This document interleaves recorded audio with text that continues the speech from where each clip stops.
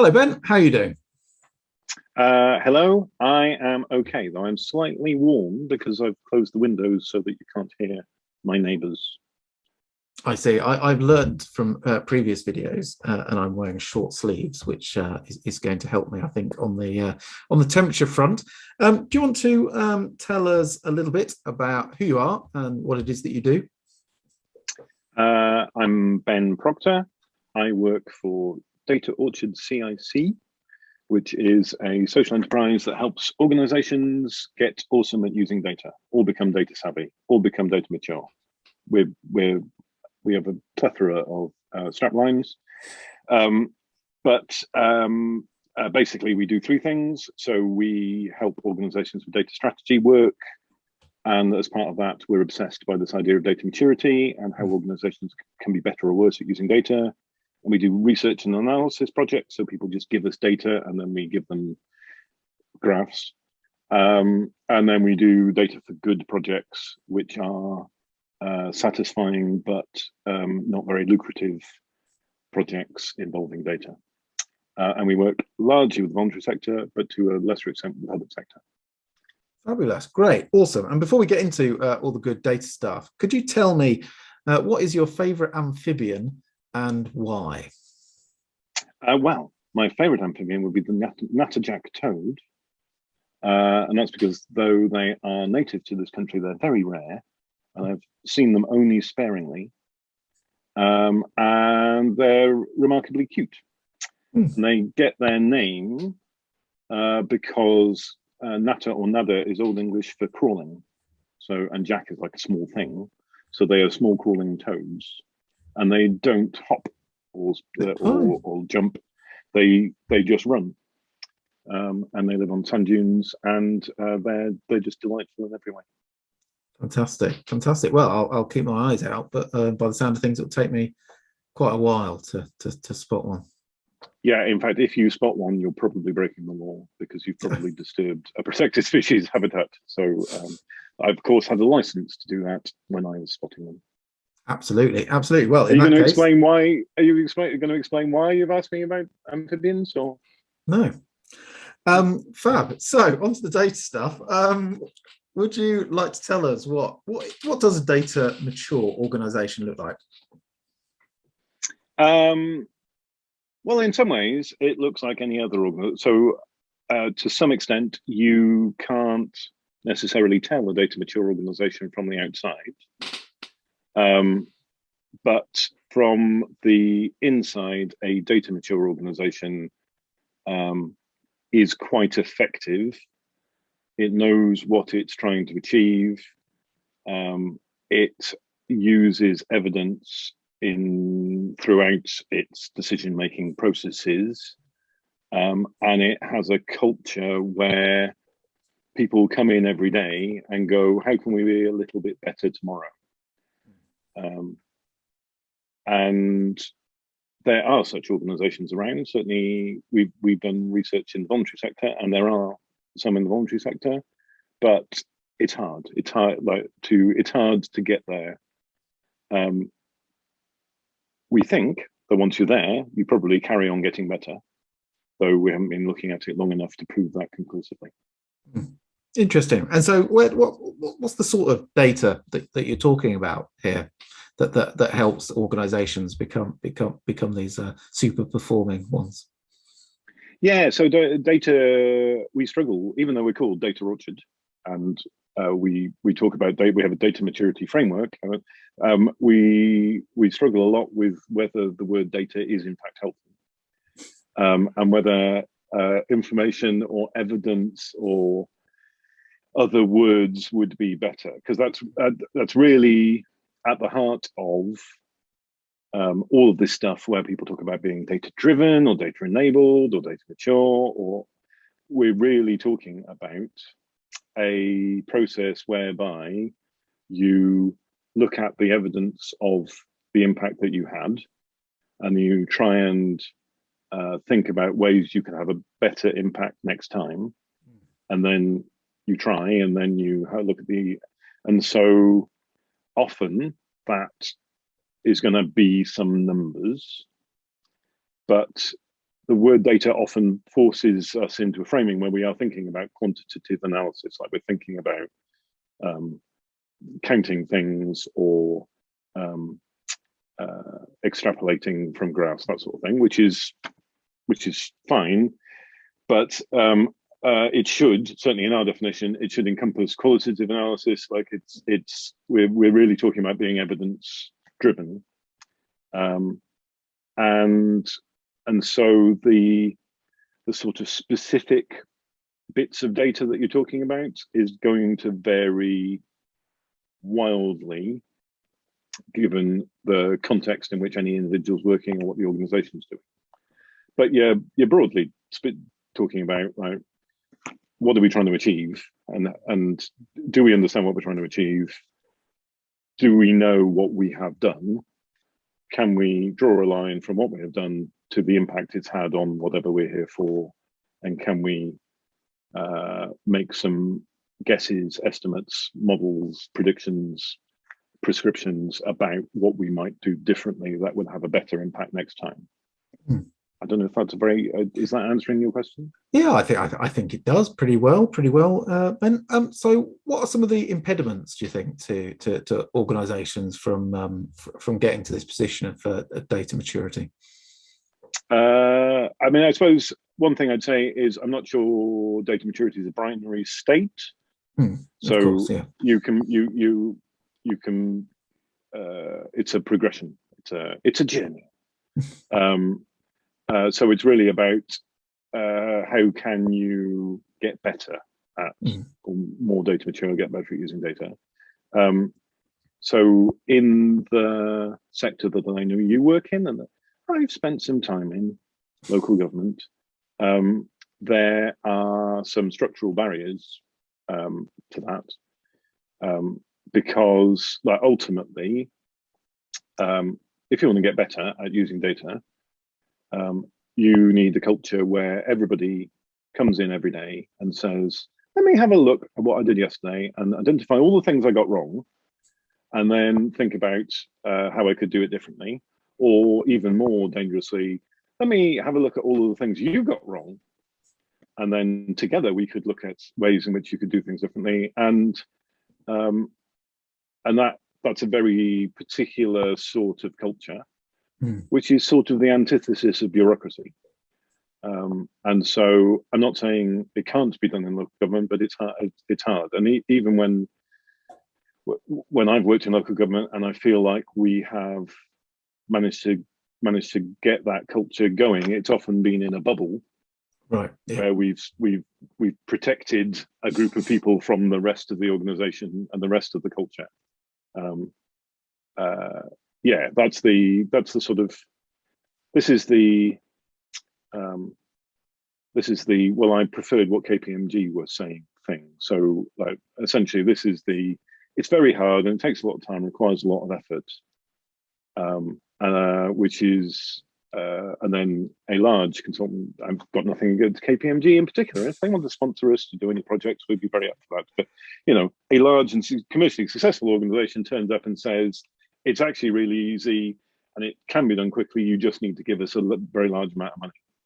And that's very attractive. But I think the reality is, and we have good evidence, like we're not just inventing this, we've done quite a lot of research and we continue to do quite a lot of research. It's perfectly possible for organizations to improve data maturity, but it requires quite a lot of effort and it takes time, because it's at the heart, it's cultural change. Sounds like it. And of course, you haven't really mentioned any technology at all yet, which I think is, it sort of tells us something, doesn't it? In my experience, when I've often seen attempts at some of the organizations I've worked with to get to grips with data a little bit more. I mean, one of the behaviors that people seem to fall into is that we 10 years ago or something, we'd get reports, or maybe even there'd be spreadsheets if we were working electronically. But now, of course, we call them dashboards, and if we're lucky, they sort of appear on the screen in front of us. But what tends to happen is that the data is produced, the dashboard is created, and then people look at it and note it, and then everybody sort of moves on, and then maybe 2 or 3 weeks later that keeps happening at the beginning of meetings, and then everybody just sort of stops really. Yeah, I think that's right. So we sort of very broadly talk about data maturity as at the very low level, people are making decisions based on professional expertise, what they've done before, what seemed to work last time, what other people have done in other organizations. And then if you want to improve data maturity, you have to start going, well, let's look at the evidence that we have about what we did and whether it worked. And you won't really have any of that evidence because nobody has valued it and didn't use it to make decisions. If you can get past that, it can be a bit excruciating because you're talking about, this is all like, it's very painful to pull the data together. It takes a long time to do it. It's not that great. And so the sort of speed at which you can get these sort of feedback loops is extremely long timescales, really frustrating. But if you can get into that, you can reduce, you every sort of iteration you have a better idea of what you're doing, have a better idea of what you're looking for.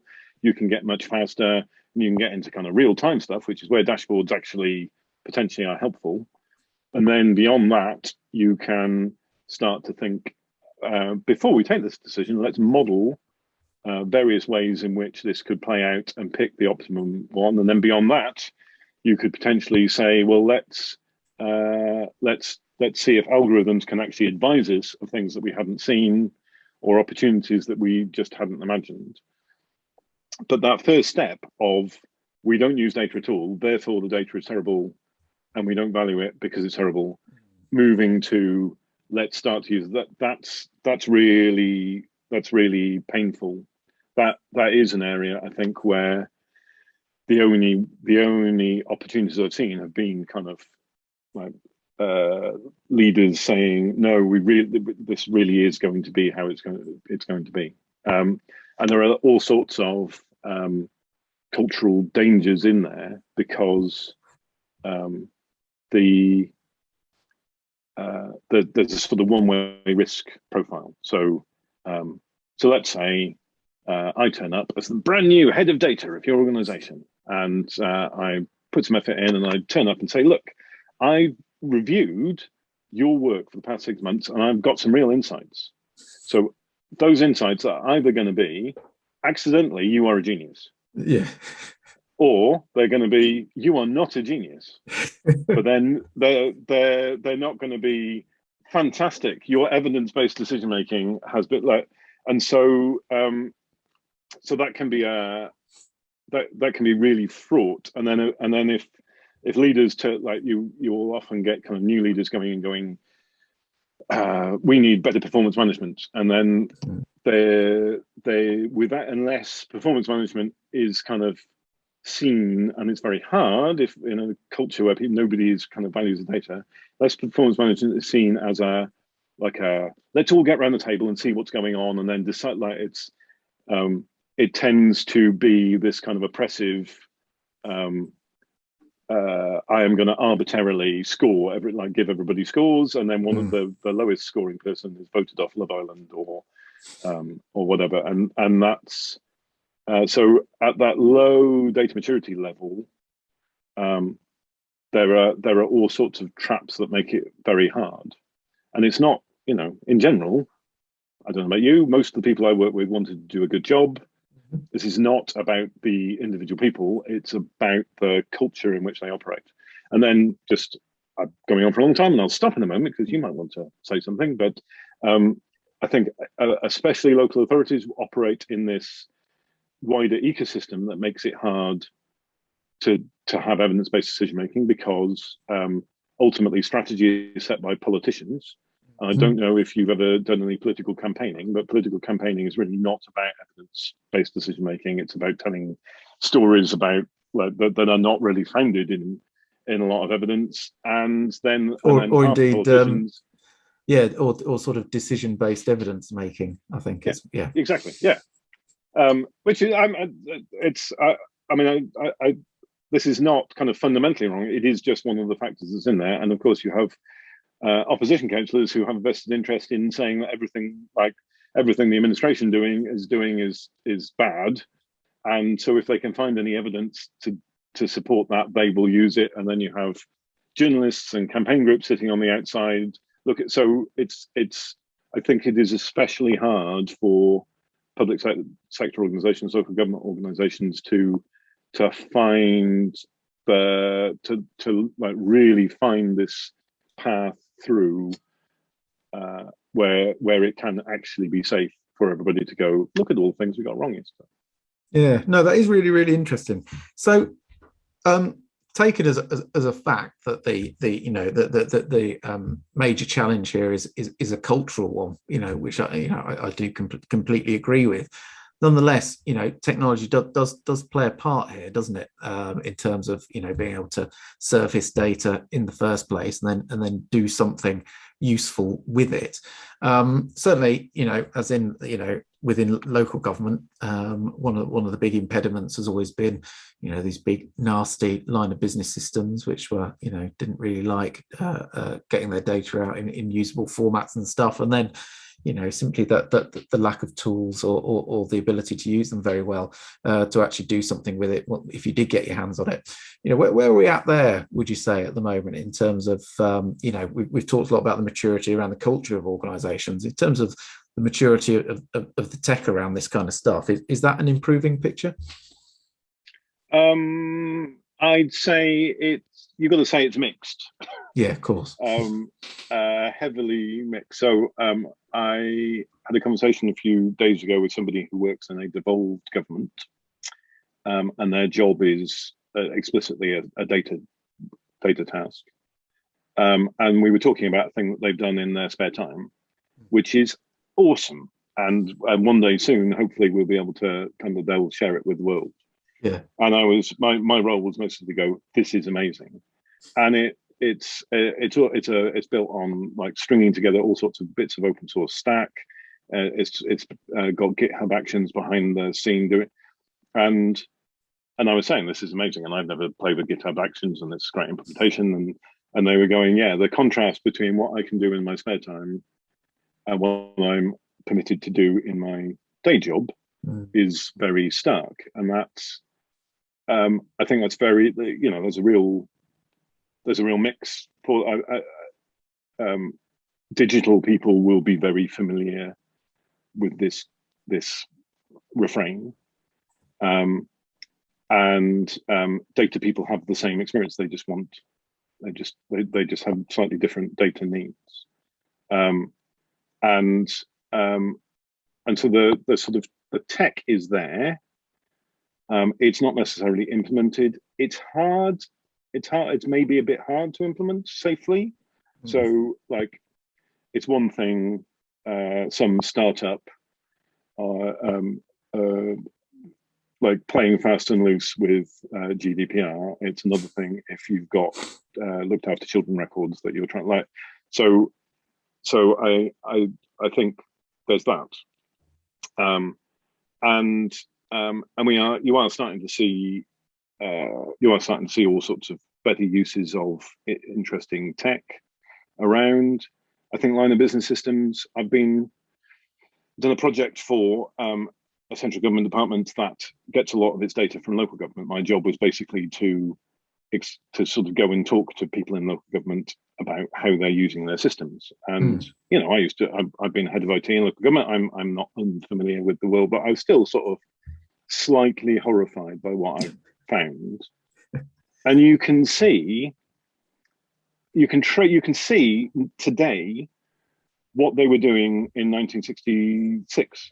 And then sometime in the 70s, someone said, there are these new things called computers, and I think we should start thinking about implementing this on the computer. And some manager went, I will accept a computer as long as it doesn't have to change anything about the way that I operate. And then in the 80s, they said, we've got these new ways of doing it. And there's, well, I will. And so you've got people running services that are fundamentally unchanged from the way that people were running them 40 years ago. um, and then trying to get data out of that is a challenge. I mean, I certainly know of plenty of local authorities where a lot of the data isn't in the system. Yeah. The service is being run over here on pieces of paper, and the system just tells you which pieces of paper to go and look in. So there's a lot of that stuff to go on, and I don't want to sort of underestimate the like IT technical task. But I all too much these sorts of things are framed as like either technical problems or technical solutions, and the technology, especially I think when we're talking about data, the technology should lag what people want to do. Like I worked a little while ago, because I'm not as young as I used to be. I worked for a district council that was in engagement with the Secretary of State, was being turned around, and we did like a whole data-driven transformation thing on it. And we used whiteboards because the most important thing was that we could see what the data was. It wasn't like it wasn't crucial that we could see with the data on a computer screen or on a whiteboard. Like the most important thing is you get the data. And if that's always when people sort of talk to us about, like, a classic one is implementing data warehouses, right? Yeah. Implementing a data warehouse is like absolutely the right thing to do if the friction of the data pipeline is such that putting it all in a box that you can report out of is going to solve that problem. But if there's no friction in data pipeline because you don't have a data pipeline because nobody really wants the data, then the data warehouse is just going to be an expensive thing that nobody wants. So I do, and our data maturity framework, we basically divide things down into seven themes, and technology or tools is just one of those seven themes that I think we need to think about. So you almost need to create the demand first, and then that will tell you which direction you need your technology to go in, doesn't it?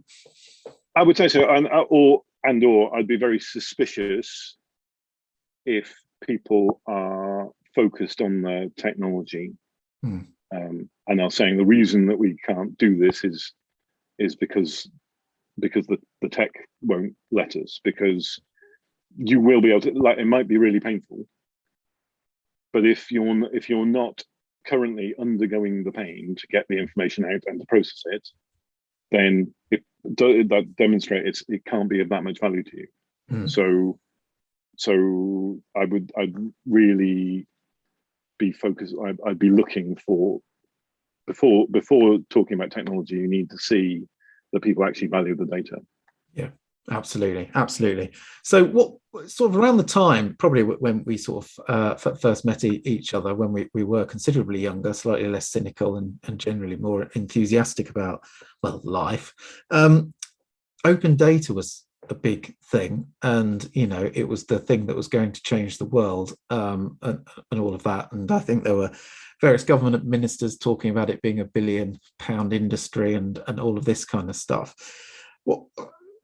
What's your take on just what's happened to all of that stuff? I mean, there's still bits of open data being published in places. People are obviously consuming it to build things, a bit like your chap that you spoke about that had his little side hustle there, building the cool things, which presumably is based on the fact that organizations are publishing data in the open.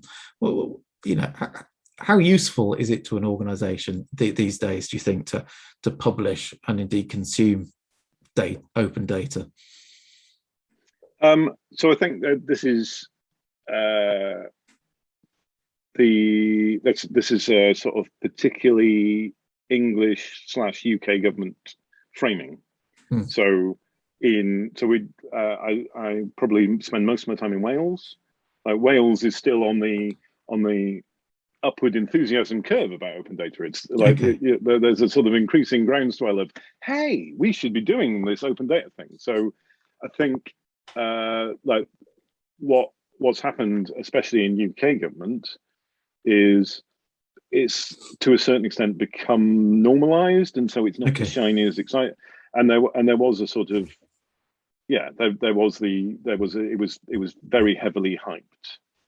But if you look around, like UK government departments publish a lot of stuff, typically in very consumable ways, with explicitly open licenses on it, and that's sort of normal. I Okay. mean, there are still big chunks of things that we'd like to get out, and there are like it would be great to have more APIs and fewer spreadsheets and all that stuff. But I do think we shouldn't lose sight of the fact that there is quite a lot of good stuff going on there. I think there's a challenge that I don't have the answer to, but you see a lot. From sort of civil servants sitting around this sort of open data publishing side, which is how can you demonstrate the return on investment? Yeah, yeah. And I don't think we've cracked that. And there's a sort of like so the FSA publishes food hygiene rating, and they know some things like how many people consume, like how many hits there are, how many things are consuming that. Does it tell you anything if lots of people are looking at that data or only one? And there are some really cool implementations on the back of that where it's being brought into delivery apps at the back, where they'll, like, when you sign up, they'll go and check that you're on the FHRS, and that seems to me to be exactly what the open data, like who were excited about open data, thought was going to happen. And I think there's one aspect where it's become so normal that people go, well, of course, like that's not very exciting, is it? But also you can't. The frustrating thing about open data is you can't really see it. No, of Because course. people Yeah. just take your data and then they go and do stuff, and unless they come back and tell you.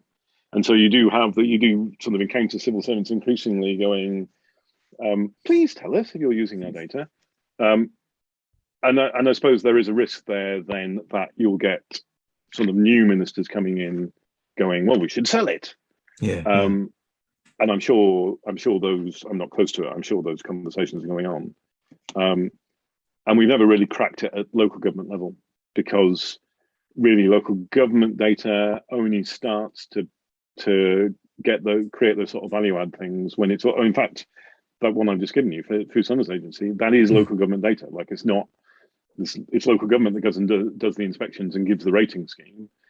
And what is magical about that is the FSA just aggregate it, and then I should declare an interest. I've done some work for the FSA, so but they're not paying for me to be here.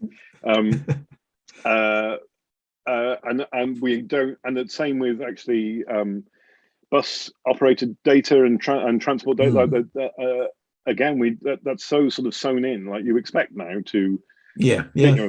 get your phone out and like work out, and so, but with local government, you need everybody, like you need everybody to be in it in order for the real value to be extracted from it. And local government is sort of not well set up for to sort of coordinate 325 councils doing the same thing ever. So I think that's a challenge. But yeah, I'm probably more positive. I mean, I do think there are risks, and I think I'm sure ministers are turning up going, why are we just giving this stuff away? And Yeah, all yeah. that. But I do think actually it has been more of a success than you're giving it credit for. Oh, well, that's very good. That's very good to hear. And I take it all back. Fab. So have you got any sort of really great examples of stuff that you've come across where organizations have been doing some really good things with data that you could share? So I think it's one of the things that I think is interesting at the moment is so in Wales again, there's a Nesta Cardiff University project called the Lab, and they're running a project at the moment with local government where they're taking cohorts of local government staff through like a training thing, 1/3 of which is about data. and then they encourage you to do a project, and they've got nested data scientists involved, and there's all this, and the sort of opportunity of what is possible is kind of up here. And then a lot of organizations are still going, can we have some training on using Excel?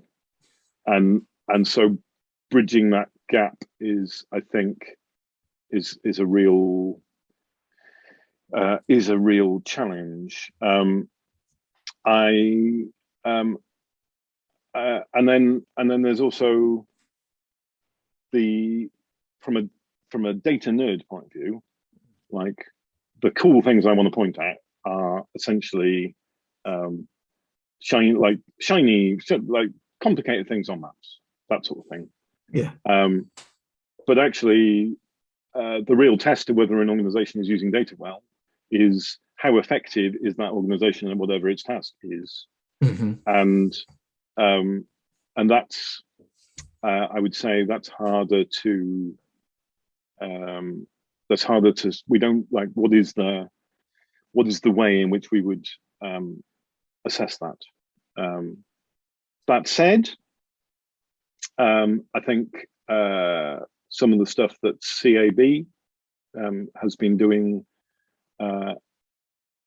talking about with data is really fascinating, and that's there's this sort of so one of the things that I think is really interesting about what they're doing is they're sort of revealing the insights that they're gaining by like just how many people are asking about certain things against time. Yeah, that's really striking. But that data this kind of goes back to that data is of wider community value. Yeah, right. Yeah. So there are potentially a lot of organizations that are doing the same thing, and they're looking at their, and I'm sure the better local authorities are kind of looking at what sort of inquiries are we getting in customer services teams and that sort of thing. But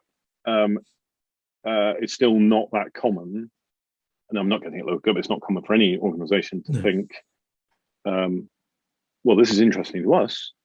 Perhaps it would be interesting to other people. And then I also have to single out the National Library of Wales for doing lots of cool things. They have a resident Wikipedian. They've been doing a lot of work over several years to get stuff in Wales on Wikidata, which is like this data. It's basically a database that attempts to give a unique identifier to everything in the world. Right. Okay. And I think like you see these sorts of approaches in place in like smaller administrations, because on the scale of like UK government, you go, well, I think we should have an identifier for, well, let's staff up a 3-year project with, I don't know, 50 civil servants and build a thing. And whereas in Wales, you go, we haven't got any money. What's a lean way of doing that? And now we're running a project where we're linking mapping data to Wikidata entities, and other people are able to demonstrate like amazingly cool projects on top of that. And I don't know if that was the National Library's intention when it set off to do it, but I think it's kind of quiet because it's in Aberystwyth and nobody really pays attention. But there's really cool stuff been going on there for some years, I think. Fabulous, nice one. And if you send me the links to those things, I will make sure that they are shared with the viewer of this video.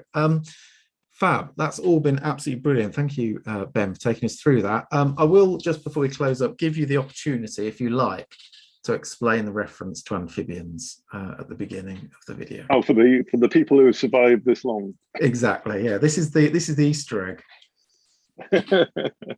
Yes. So the reason I got into data really was I studied biology, and then I did postgraduate work with amphibians in population ecology, and this was essentially applied statistics. And what I realized so we just hired a new data analyst, and she's great. And I was sort of explaining my background because I know she makes me feel incredibly old. And I realized ever since then, I basically said, well, it was essentially applied statistics and computer modeling.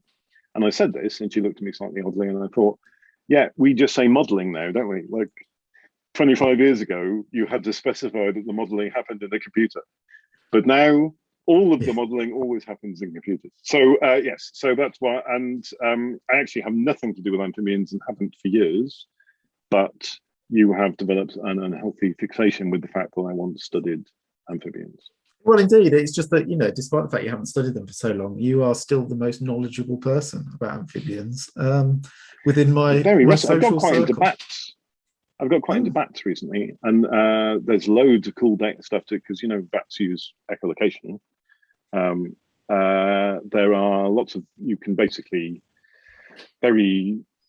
most bat spotters these days go out and they record the echolocation noises, and then you can apply all sorts of algorithms to help you identify not just what species of bat was it, but what was it doing at that point. And there's a lot of data and bat stuff, which I think is actually more interesting than the news.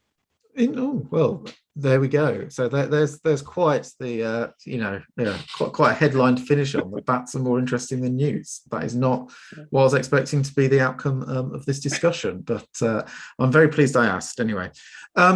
Brilliant, Ben. If people want to get in touch with you to talk about data maturity or indeed bats, where's the best place for them to find you? The best place is on Twitter, where I am like a word, because I come from the generation where we made up our names to go on Twitter, which again doesn't seem to be the thing that people do these days.